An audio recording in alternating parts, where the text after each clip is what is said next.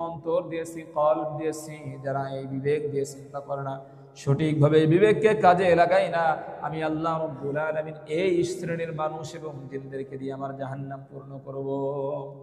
ওয়ালাহুম আয়ুনুল লা ইউবসিরুনা বিহা, যাদেরকে আমি আল্লাহ তাআলা চোখ দিয়েছি, কিন্তু এই চোখ দিয়ে চোখের সঠিক ব্যবহার করে না, দেখেও না দেখার ভান করে।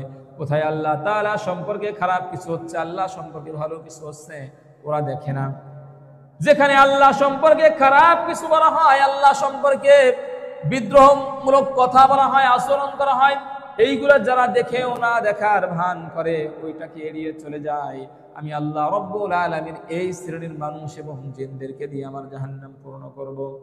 ওয়ালাহুম আযানুল লা ইয়াসমাউনা বিহা, আর আমি আল্লাহ রাব্বুল আলামিন যাদেরকে দুইটা কান দিয়েছি, কান দিয়ে যারা শোনে কিন্তু শুনেও না, শোনার ভান করে, আমি আল্লাহ তাআলা এই তিন শ্রেণীর মানুষ এবং জিন, যারা বিবেক আছে কিন্তু এটা নিয়ে ভালো চিন্তা ভাবনা করে না, গবেষণা করে না, যাদের চোখ আছে কিন্তু দেখেও না দেখার ভান করে, সঠিক কাজে চোখকে কাজে লাগায় না, যাদের কান আছে কিন্তু কান দিয়ে শোনে না, কানের সঠিক ব্যবহার যারা করে না, এই তিন শ্রেণীর মানুষ এবং জিনদেরকে দিয়ে আমি আল্লাহ তাআলা অবশ্যই অবশ্যই আমার জাহান্নামকে পূর্ণ করব।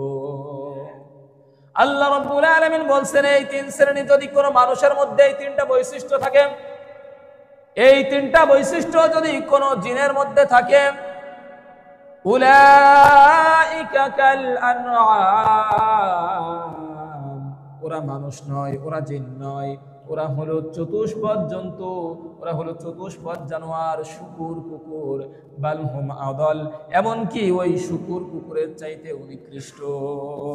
উলাইকা হুমুল গাফিলুন, আর ওই মানুষগুলাই হলো পৃথিবীর সবচাইতে বড় নাদান, গাফেল। এখন আমার প্রশ্ন হলো, আমাদের সবাই একটু হাত দিয়ে দেখেন তো, কান আছে না নাই? কান কি আমাদের আছে?